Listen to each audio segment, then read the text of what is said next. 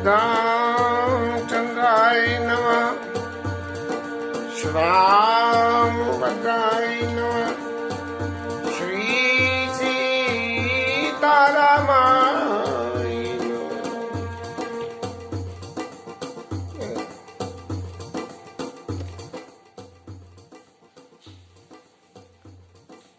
दिवाली के इस पर्व पे राम कथा में बराबर निरंतर विक्षेप हो रहा है।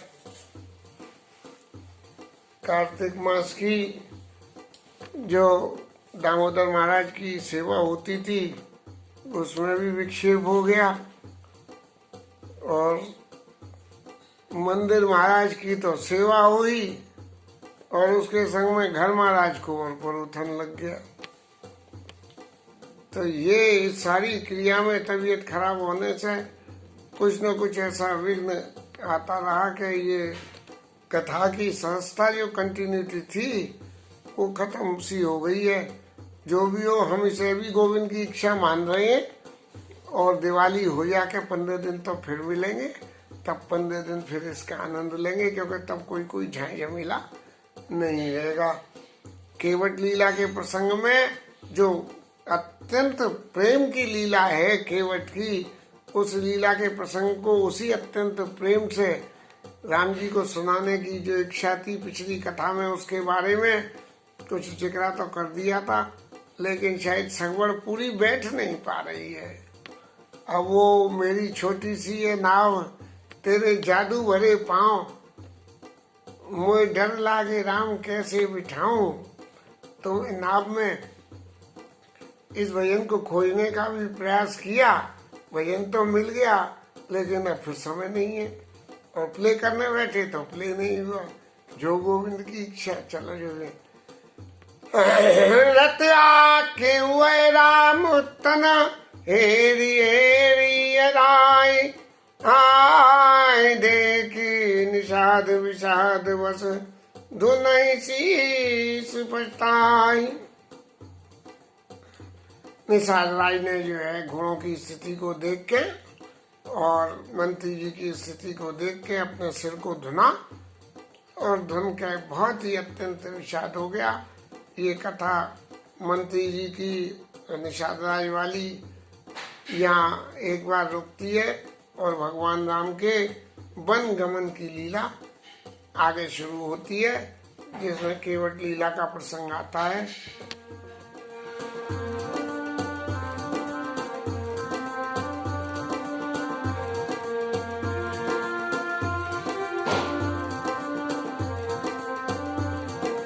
जासु वियोग विकल्प ऐसे प्रजा मात पितु जी कैसे भरवस राम मन पठाए सुन सर तीर आप तब आए मांगी नाम केवट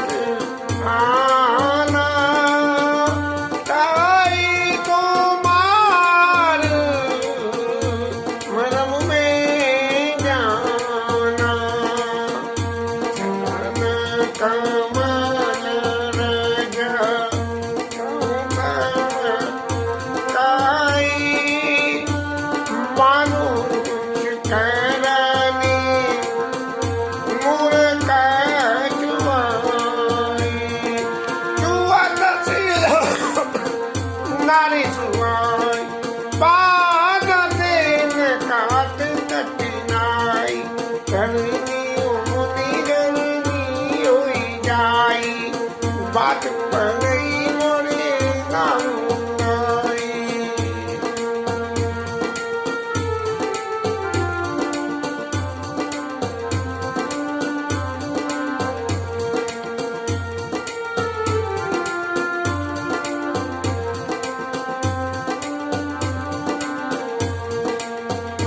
तो एक प्रतिपालो सब परिवार नहीं जानो कछु और खबर जो प्रभु पार अवसगा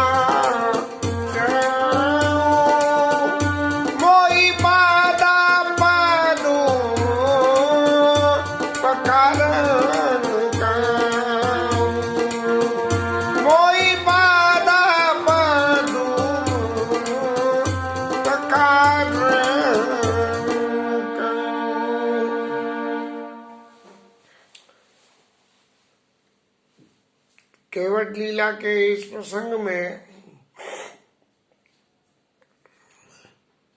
पूर्व जन्म के संचित संस्कार जब इस जीवन में कुछ अपना प्रभाव दिखाते हैं, तब उस स्थिति में जो केवट लीला का प्रसंग हुआ है, ऐसा ही होता है। गंगा को पार उतारने के लिए केवट कितने सालों से नाव चला रहा होगा, और नाव चलाते चलाते लोगों को भी पार उतार रहा होगा, मजूरी भी लेता होगा, अपनी घर गृहस्थी पाल रहा होगा।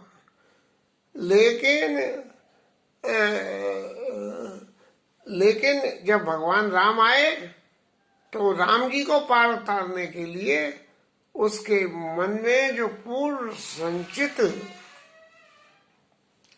संस्कारों की जो भक्ति थी वो पैदा होके उनके सामने आ गई, और गोस्वामी जी ने उस प्रसंग को लिख दिया। राजा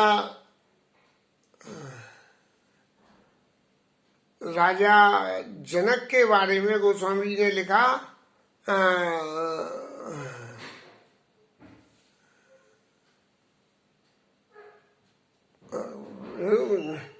जाई राम पुण्य बंदों क्या, जाई राम पद गुण स्नेहु, और फिर क्या, जोग भोग में राखे गोई, और राम विलोकत प्रगटेऊ सोई।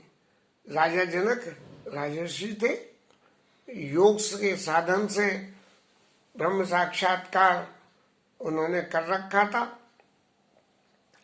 लेकिन वो ब्रह्म साक्षात्कार के जो संचित कर्म थे, जो उसका संचित फल था, वो फल जिस वक्त राम जी का दर्शन किया, जोग भोग में राखे गोई, योग को भोग में, क्योंकि राजा थे, छुपा के रख लिए, जोग भोग में राखे गोई, और राम विलोकत प्रगट सोई। वो जो योग था जो उनका, जिनकी योग साधना थी, वो राम को देखते ही उदित होके आ गई। जोग भोग में राखे जोई, राम विलोकत प्रगटे सोई। और ऐसी घटना केवट के संग में हुई है कि ये किसी समय में कुछ है तो सही कथानक में कि ऐसा क्या कछुआ था, क्या था, मेरे को इस वक्त तो याद नहीं आ रही है, लेकिन इसका भी जो भोग में राखे कोई इस संसार की लीला के लिए जो उसके शरीर का योग था वो छुपा गया, और फिर राम विलोकत प्रगटे सोई, और भगवान राम को देखते ही वो प्रकट हो गया। अब वर्तमान जीवन में जो ग्रामीण परिदृश्य में ग्रामीण परिदृश्य में जो अपने जीवन को यापन कर रहा था, तो उसी सहज स्वभाव के हिसाब से उसने भगवान राम को सही मायने में आड़े हाथों ले लिया।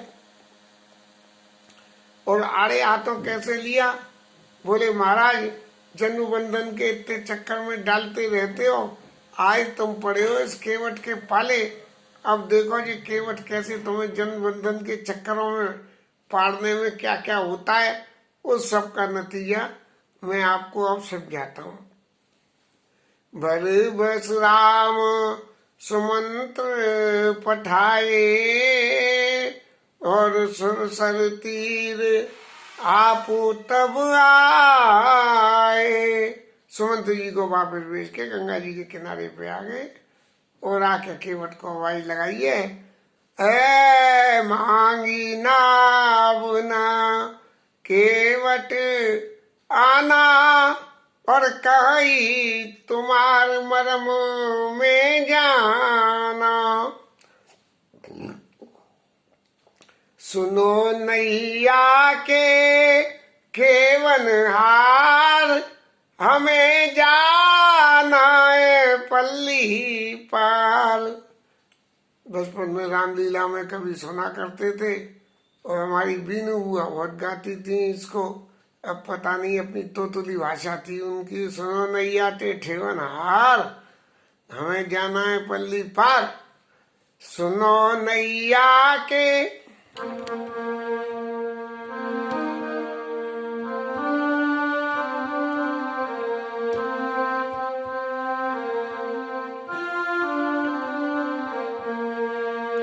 सुनो नैया के खेवन हार, हमें जाना है पल्ली पार। सुनो नैया के खेवन हार, हमें जाना है पल्ली पार। ऐसी भगवान राम ने जो है, हे नैया के खेवनार हमें पल्ली पार जाना है। और नैया के खेवनहार ने क्या कही कि महाराज जब ये जीव तुम्हारे पास जाता है कि महाराज मेरा उद्धार करो, मुझे संसार सागर से पार लगाओ, तो आप कितने नखरे करते हो। हाँ, अभी तो ये और करके आ, अभी तो ये साधन और करके आ। तो ऐसे ही अब आए आप मेरे पल्ले में आ गए हो, तो मेरे नखरों को भी सुन लो। देखो महाराज, मैंने ये सुना है कि आपके चरणों में कुछ ऐसी संजीवनी है कि जिससे पत्थर भी श्री अहिल्या उद्धार की लीला का जिक्र करते हुए कि पत्थर स्त्री बन जाता है। चरण कमल रज कहूं सब काई।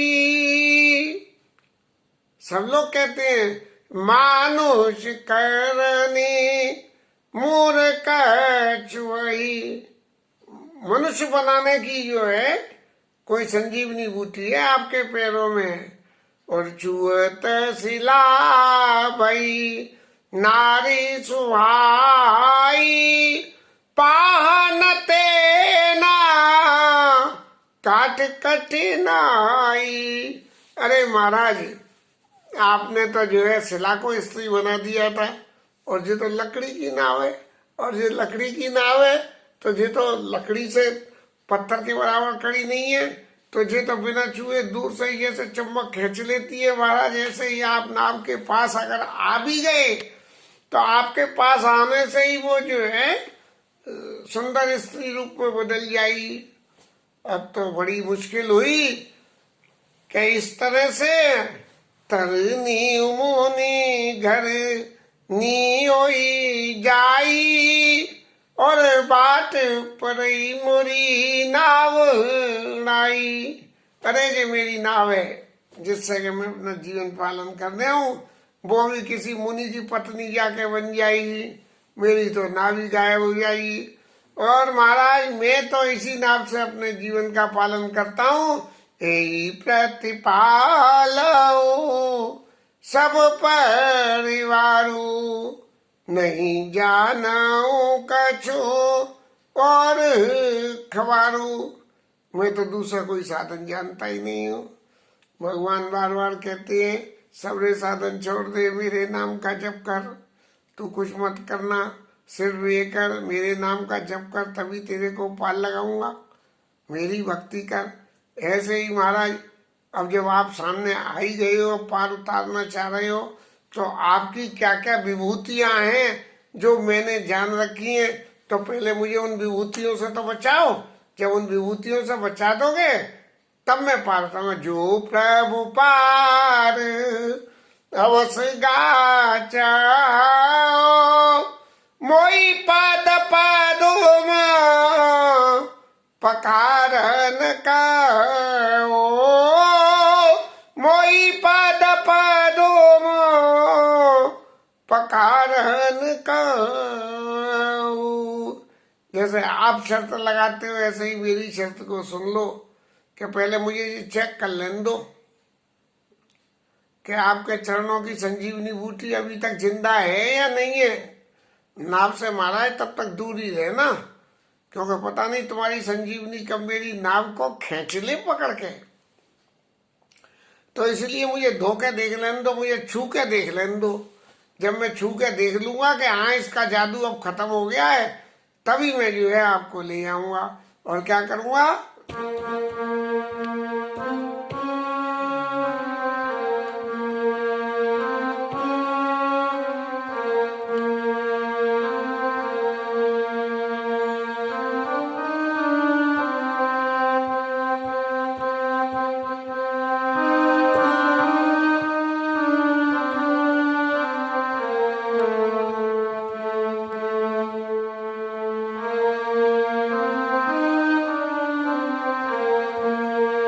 पद कमल दोई चढ़ाई, नावन नाथ उतरा, ईच मोय राम राउरी आनंद सुरत, सपत सब साची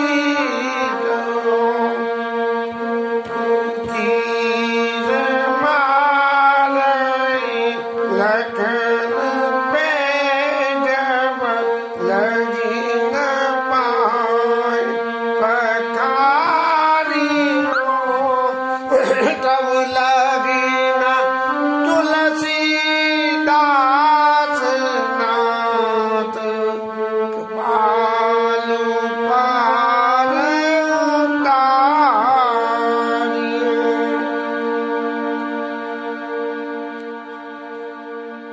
महाराज आपके चरणों को धो के और ये चेक करके कि जादू तो नहीं है, मैं आपको पार उतार दूंगा। और एक शर्त और है कि उतारूंगा तो उतरा ही नहीं लूंगा आपसे। भगवान भी भक्तों से कहते हैं कि मेरे भरोसे अपना जीवन छोड़ के तो देख, फिर क्या होता है। ऐसे ही केवट कह रहा है कि पैर धुलवा लो, मेरे भरोसे को छोड़, मेरे भरोसे जीवन को छोड़ो, देखो मैं पार भी उतार दूंगा और उतराई भी नहीं लूंगा। फिर मोई राम राउरी आनंद दशरथ, आपके घर परिवार सबकी मेरे को सौगंध कि अगर मैं गलत कह रहा हूं। ठाकुर जी भी अपने भक्तों से कहते रहते हैं कि मुझे अपने भक्तों की आन है, और मैं अपने भक्तों की आन करके ये बात कहता हूं कि मैं उनके वशीभूत रहता हूं। कैसे रहता हूं उसकी रास्ता अलग अलग बताते हैं महाराज।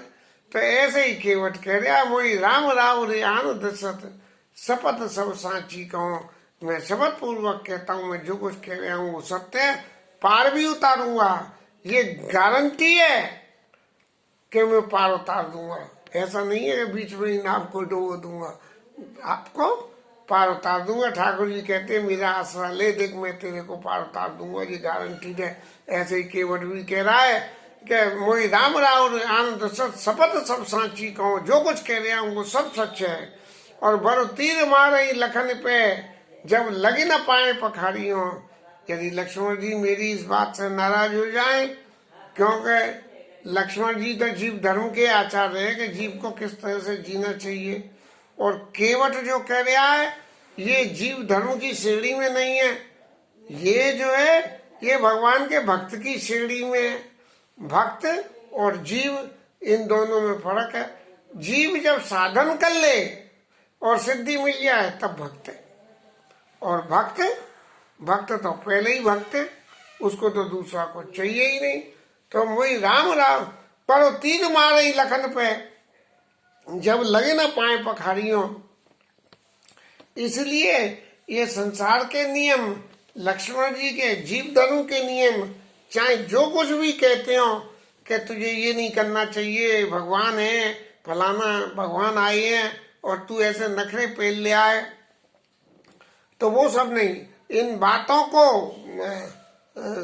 मेरी बातों को बुरा मान के यदि लक्ष्मण जी को ऐसा लगे कि ये तो सीमा से पार जा रहा है, और संत लोग तो बड़ी बड़ी व्याख्याओं में लक्ष्मण जी की मनोवृत्ति और केवट के शब्दों के फेर को कितनी तरह से व्याख्या करते हैं कि उनके प्रेमों का तो कहना ही क्या है। अब व्यक्तिगत रूप से मेरी तो हैसियत उतनी है नहीं, ठाकुर जी की प्रेरणा से मन तो बहुत था कि कोई महाराज वो जो प्रेम पकड़ के दौरान मैंने अनुभव किया था उसी प्रेम की व्याख्या करूं, लेकिन वो हो नहीं पा रही। 2 दिन इसी चक्कर में निकल गए कि वो प्रेम नहीं आ पा रहा है, तो व्याख्या कल कर लेंगे। बरो तीर मार रही लखन पे, जब लगे न पाए पुखारियों, तब लगे न तुलसी दास नाथ कृपाल पार उतारियों। तुलसीदास जी कहते हैं कि महाराज मैं किसी भी बहाने पार आपको नहीं उतारूंगा। और सुन केवट के बहन, प्रेम लपेटे अटपटे, बिया से करुणायन चितई जान की लखन तन।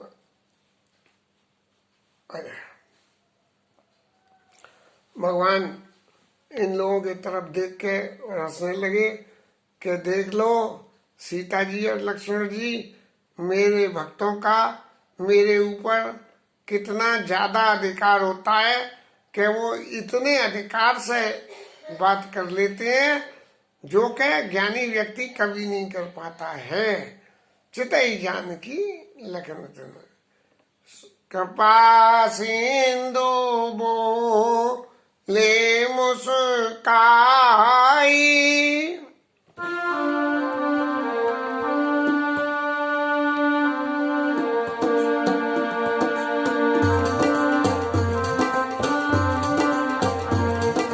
कृपा सिंधु बोले मुस्काई, सोई कर जी तब नाम न जाई।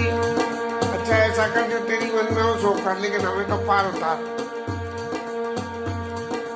बेगियान चल पाए पखार, होत विलंब उतारई पार। जल्दी से पार उतार दे, हमें देरी हो रही है। केवट महाराज मन में सोच रहे हैं कि ये हमें 84 लाख योनियों के भीड़ में तो महाराज आप जाते रहते हो, और ये नाव के लिए जरा सी देर में इंतजार करते करते आपको बड़ी गैर तसल्ली हो रही है।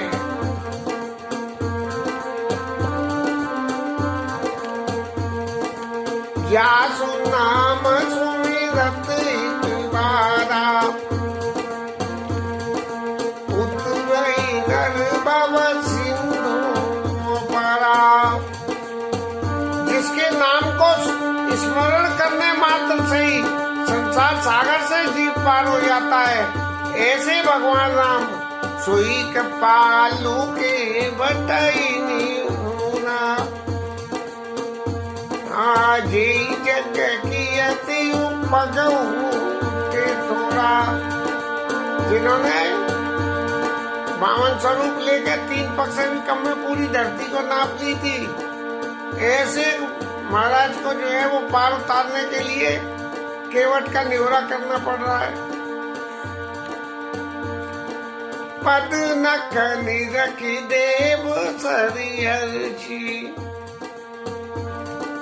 सुनी प्रभु वचन मोह मति करसी।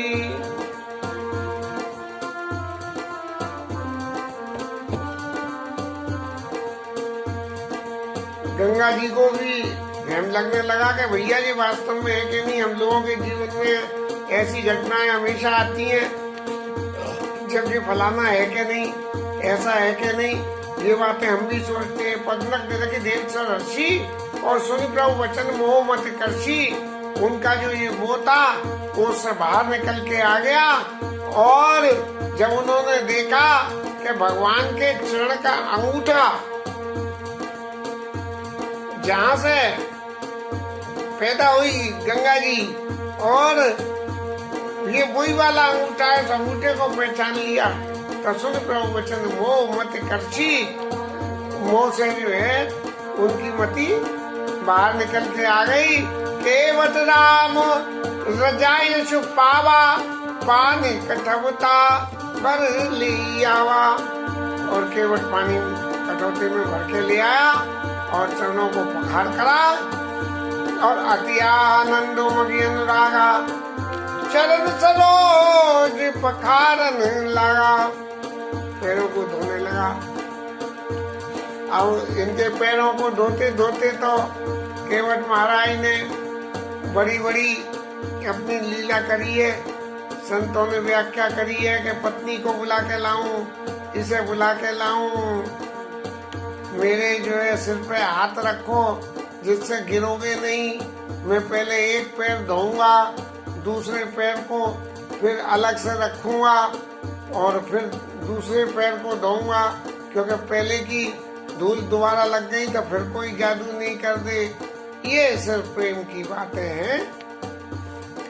वास्तविक जीवन में इन बातों का अर्थ ऐसा नहीं निकलेगा कि हम इस लीला के विवरण को ये तोलने की कोशिश करें कि क्या जो ये विवरण है ये विवरण सच है क्या।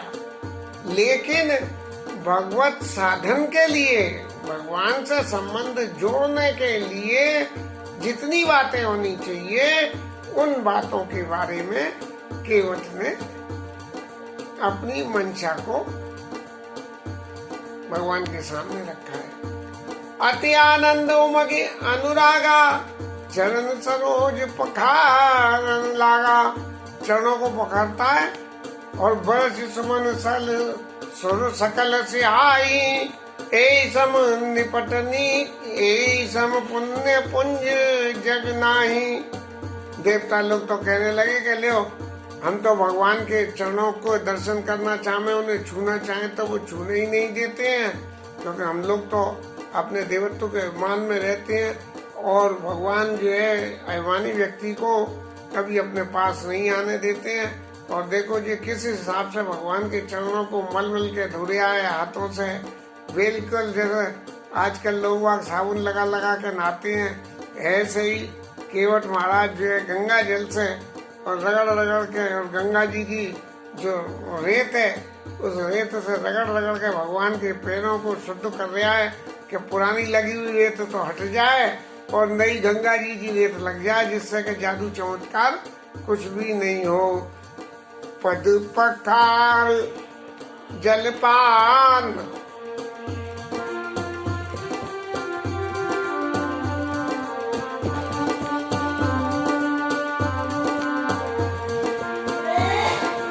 पद पखार जलपान करी आप सहित परिवार, पितर पार करी प्रभु मुनि मुदित गयो ले पार।